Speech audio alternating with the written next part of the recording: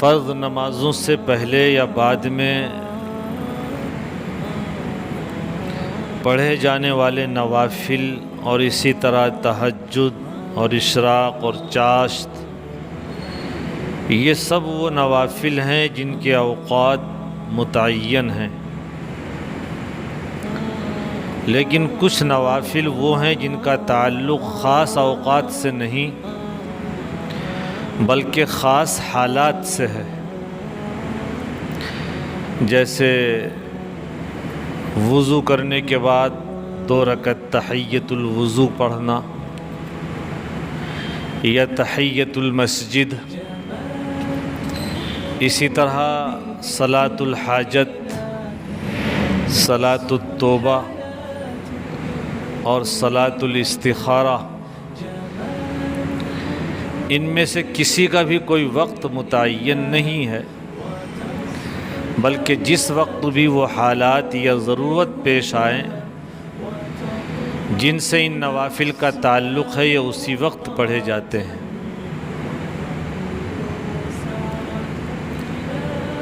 جو حدیث اس وقت پڑھی گئی ہے وہ صلاۃ التوبہ سے متعلق ہے۔ حضرت علی رضی اللہ عنہ سے روایت ہے کہ مجھ سے حضرت ابو بکر نے بیان فرمایا کہ میں نے اللہ کے نبی علیہ السلام سے سنا ہے، آپ فرماتے تھے جس شخص سے کوئی گناہ ہو جائے پھر وہ اٹھ کر وضو کرے اور پھر نماز پڑھے، پھر اللہ سے مغفرت اور معافی طلب کرے تو اللہ تعالیٰ اس کو معاف فرما ہی دیتا ہے۔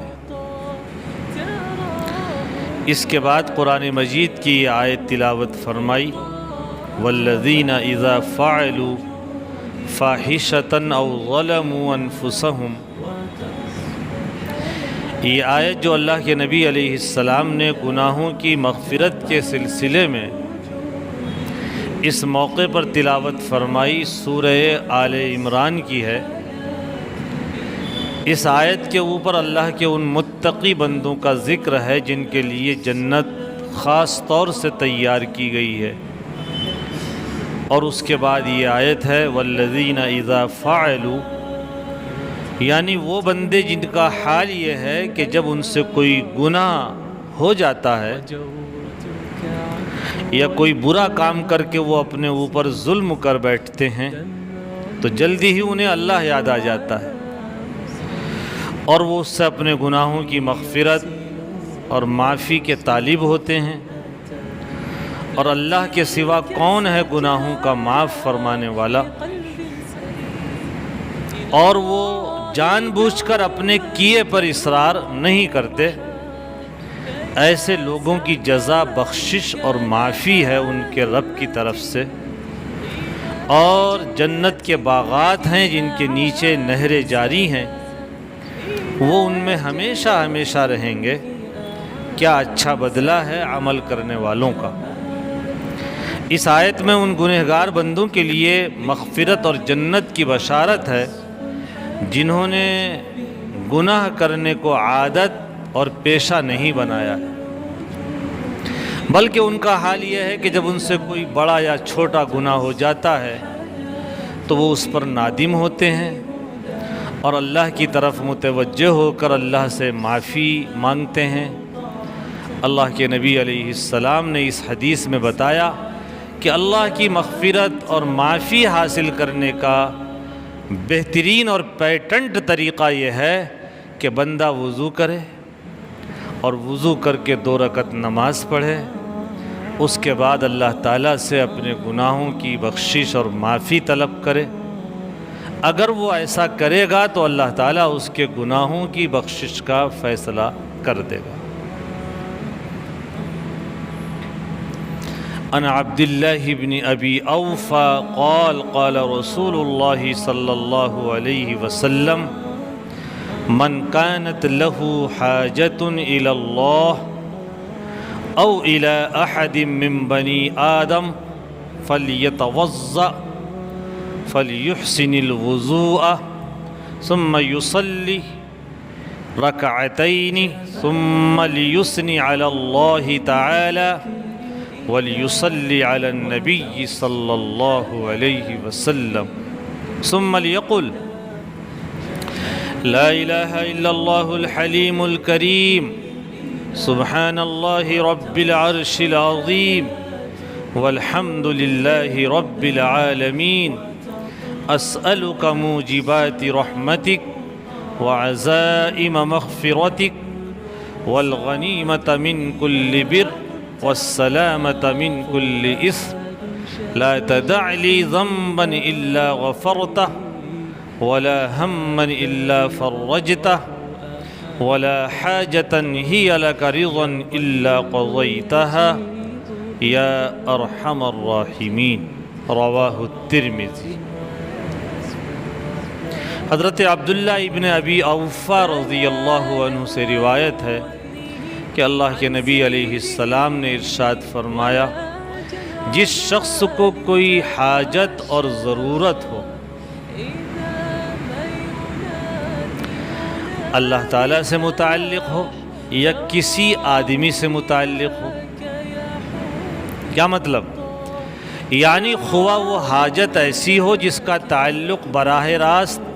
اللہ تعالیٰ سے ہی ہو، کسی بندے سے اس کا واسطہ ہی نہ ہو، یا ایسا معاملہ ہو کہ بظاہر اس کا تعلق کسی بندے سے ہو، بہر صورت اس آدمی کو چاہیے کہ وہ وضو کرے اور خوب اچھی طرح وضو کرے سنت کے مطابق، اس کے بعد 2 رکعت نماز پڑھے صلاۃ الحاجت کے نام سے، اس کے بعد اللہ تعالیٰ کی تعریف بیان کرے، اس کے بعد نبی علیہ السلام پر درود بھیجے، پھر اللہ کے حضور میں اس طرح دعا کرے، لا الہ الا اللہ الحلیم الکریم، اللہ کے سوا کوئی مالک اور کوئی معبود نہیں، وہ بڑے حلم والا اور بڑا کریم ہے، سبحان اللہ رب العرش العظیم، وہ پاک اور مقدس ہے، وہ اللہ جو عرش عظیم کا بھی رب ہے اور مالک ہے، ساری حمد و ستائش اس اللہ کے لیے ہے جو سارے جہانوں کا رب ہے۔ اے اللہ، میں تجھ سے سوال کرتا ہوں ان اعمال اور ان اخلاق و احوال کا جو تیری رحمت کا موجب اور وسیلہ اور تیری مغفرت اور بخشش کا پکا ذریعہ بنے، اور تجھ سے طلبگار ہوں ہر نیکی سے فائدہ اٹھانے اور حصہ لینے کا، اور ہر گناہ اور معصیت سے سلامتی اور حفاظت کا۔ اے اللہ، میرے سارے ہی گناہ بخش دے اور میری ہر فکر اور پریشانی دور کر دے، اور میری ہر حاجت جس سے تو راضی ہو اس کو پورا فرما دے۔ اے ارحم الراحمین، سب مہربانوں سے بڑے مہربان۔ یہ حقیقت ہے، یہ ایک حقیقت ہے کہ جس میں کسی مومن کے لیے کوئی شک و شبہ کی گنجائش نہیں کہ مخلوقات کی ساری حاجتیں اور ضرورتیں اللہ کے اور صرف اللہ ہی کے ہاتھ میں ہیں، اور بظاہر جو کام بندوں کے ہاتھوں سے ہوتے دکھائی دیتے ہیں دراصل وہ بھی اللہ ہی کے ہاتھ میں ہے، اور اسی کے حکم سے انجام پاتے ہیں۔ اور صلاۃ حاجت کا جو طریقہ اللہ کے نبی علیہ السلام نے اس حدیث میں تعلیم فرمایا ہے، وہ اللہ تعالیٰ سے اپنی حاجتیں پوری کرانے کا بہترین اور مضبوط ترین طریقہ ہے۔ اور جن بندوں کو ان ایمانی حقیقتوں پر یقین نصیب ہے ان کا یہی تجربہ ہے، اور انہوں نے صلاۃ حاجت کو خزائن الہیہ کی کنجی قرار دیا ہے کہ یہ اللہ کے خزانوں سے حاصل کرنے کا بہترین طریقہ ہے کہ آدمی اپنی ہر ضرورت پوری کرنے سے پہلے اللہ کے سامنے 2 رکعت صلاۃ الحاجت پڑھ کر دعا کرے۔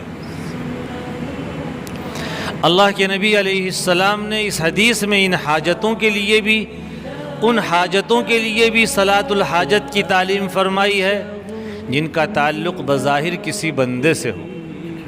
اس کا ایک خاص فائدہ یہ بھی ہے کہ جب بندہ اپنی ایسی حاجات کے لیے بھی صلاۃ الحاجت پڑھ کر اللہ تعالیٰ سے اس طرح دعا کرے گا تو اس کا یہ عقیدہ اور یہ یقین اور زیادہ مستحکم ہو جائے گا کہ کام کرنے اور بنانے والا اصل میں وہ بندہ نہیں ہے، نہ اس کے کچھ اختیار میں ہے،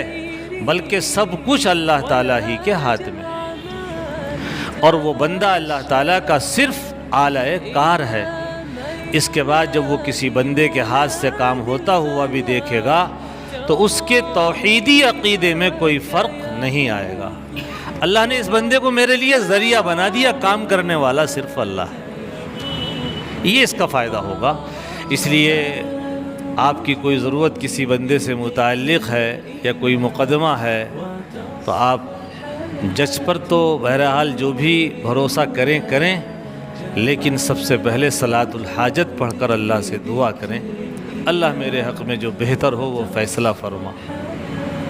تو اس سے آپ کا عقیدہ یہ ہوگا کہ آپ کا عقیدہ اللہ ہی پر ہے۔ وہ بندہ جو بیٹھا ہوا ہے آپ کا کام کرانے کے لیے، وہ تو صرف ایک اللہ کی طرف سے آلہ ہے، ذریعہ ہے۔ حقیقت میں کام بنانے والا اور بگاڑنے والا صرف اللہ ہے۔ عن حذیفہ رضی اللہ تعالی عنہ قال كان النبي صلی اللہ علیہ وسلم اذا حزبه امر صلى، رواہ ابو داود۔ حضرت حذیفہ رضی اللہ عنہ سے روایت ہے، اللہ کے نبی علیہ السلام کا مستقل معمول اور دستور تھا کہ جب کوئی فکر آپ کو لاحق ہوتی اور کوئی اہم معاملہ پیش آتا تو آپ علیہ السلام نماز میں مشغول ہو جاتے۔ ہم میں کتنا بڑا فرق ہے۔ ہمارا بچہ بیمار ہوتا ہے، ہم سب سے پہلے ڈاکٹر کے پاس جاتے ہیں۔ ڈاکٹر کے پاس بھی جاؤ، علاج کرانا سنت ہے، لیکن ہم میں سے وہ کتنے لوگ ہیں جو پہلے 2 رکعت پڑھ کر اللہ سے دعا کریں، اللہ شفا بھی تو ہی دینے والا ہے۔ یہ اس وقت میرے سامنے پریشانی ہے، میری بیوی بیمار ہے، میرا بیٹا بیمار ہے، میری بچی بیمار ہے، میرا بھائی بیمار ہے، میرے عزیز و اقارب میں سے فلاں بندہ بیمار ہے، اے اللہ میں تجھ سے 2 رکعت نماز پڑھ کر دعا کرتا ہوں، اللہ تو اس کو شفا دے دے۔ یا کوئی اور اہم کام سامنے آئے، اللہ کے نبی علیہ السلام کا معمول تھا اور مستقل آپ کی عادت شریفہ تھی، کوئی آپ کو فکر لاحق ہوتی یا کوئی اہم معاملہ پیش آتا تو سب سے پہلے آپ صلی نماز پڑھتے۔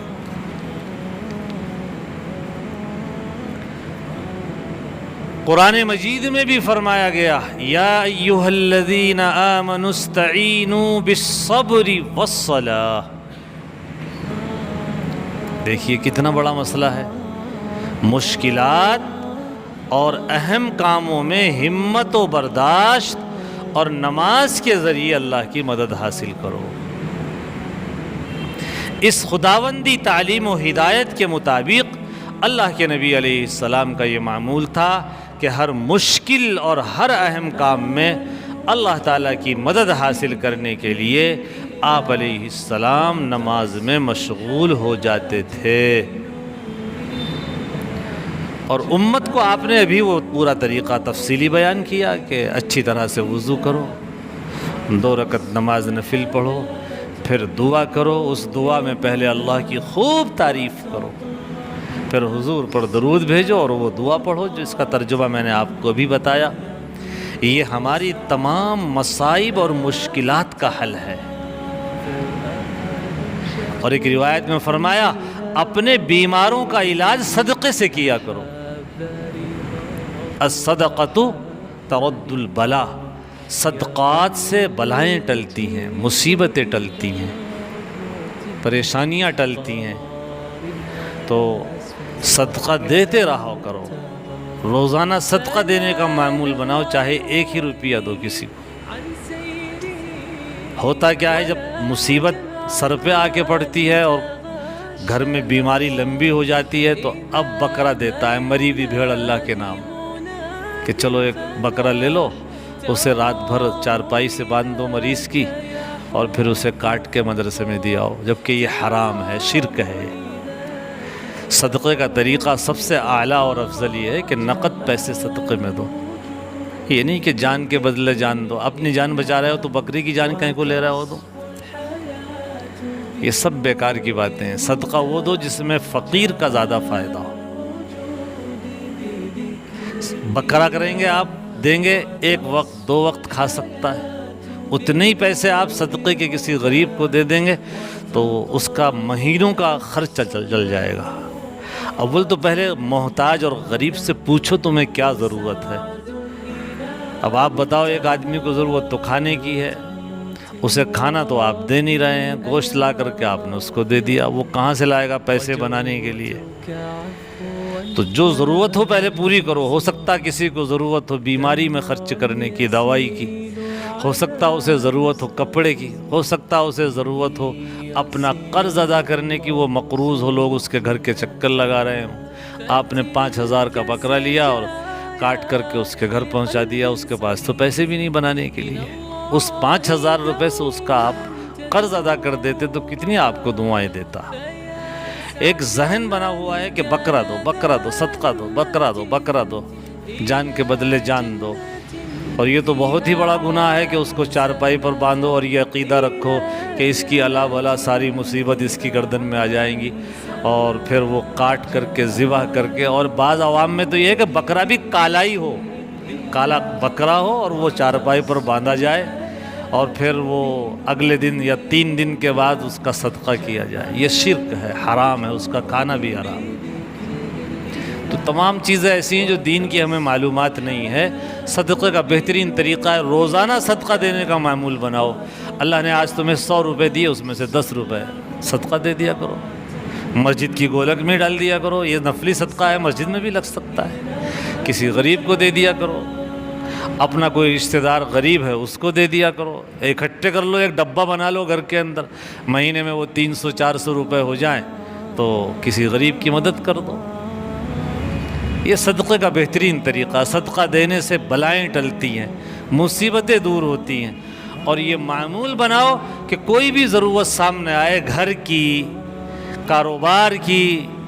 بیماری کی، تو سب سے پہلے نماز پڑھو، صلاۃ الحاجت پڑھنے کا معمول بناؤ۔ اس کے بعد اچھے ڈاکٹر کو بھی دکھاؤ، وہ بھی ضروری ہے، لیکن یہ کام کرنے کے لیے کوئی تیار نہیں۔ اب ضرورت میرے سامنے آئی کہ بھائی مجھے گھر بنانا ہے، تو اللہ سے دعا بھی تو کر لو، اللہ اس کو آسان فرما دے، اللہ اس کے اندر جو رکاوٹیں آئے اس کو دور فرما دے۔ کوئی کاروبار کرنا ہے تو پہلے اللہ سے دعا کر لو، کہیں سفر میں جانا ہے 2 رکعت پڑھ کے صلاۃ الحاجہ اللہ سے دعا کر لو، کوئی اور کام اٹکا ہوا ہے، کوئی مقدمہ لگ گیا ہے تو اللہ سے صلاۃ الحاجت پڑھ کے دعائیں کیا کرو۔ صلاۃ الحاجت کا مطلب ہے ہر ضرورت، وہ بندوں سے متعلق ہو یا اللہ سے متعلق ہو، سب میں اللہ سے دعا کرو۔ یہ سنت بھی ہے اور اللہ کے نبی علیہ السلام کی زندگی سے ہمیں یہی معلوم ہو رہا ہے، اور قرآن بھی کہہ رہا ہے کہ صبر اور نماز کے ذریعے سے اللہ سے مدد حاصل کرو، حالات کا مقابلہ بھی کرو، ڈٹے رہو، ہمت مت ہارو، اور نماز پڑھ کے اللہ سے دعا کرو، تو اللہ تعالیٰ تمہاری ساری ضرورتوں کو پورا فرمائے گا۔ اللہ تعالیٰ ہم سب کو نیک اعمال کی توفیق نصیب فرمائے۔ وآخر دعوانا ان الحمد للہ رب العالمین۔